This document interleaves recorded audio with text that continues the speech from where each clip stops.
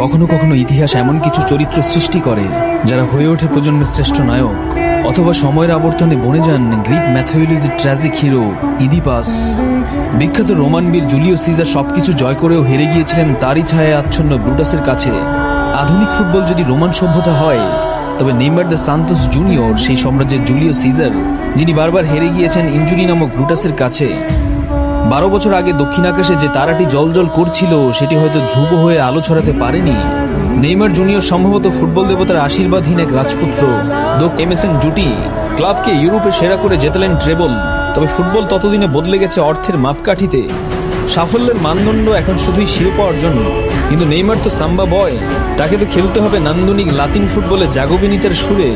ঐতিহ্যকে আঁকড়ে ধরে চলতে গিয়ে বারবার হোঁচট খেয়ে পড়েছেন। তার প্রতিটি ড্রিবল ছিল যেন ব্রাশের টানে আঁকা রেনেসার চিত্রকর্ম, প্রতিটি গোল যেন একটি অপূর্ণ কাব্যের অসমাপ্ত কোনো লাইন। তবুও গল্প কখনো কেবল একটি অধ্যায়ের শেষ হয় না। কিংবদন্তিরা হারিয়ে যান না, তারা রয়ে যান স্মৃতির মেহগনি বনে।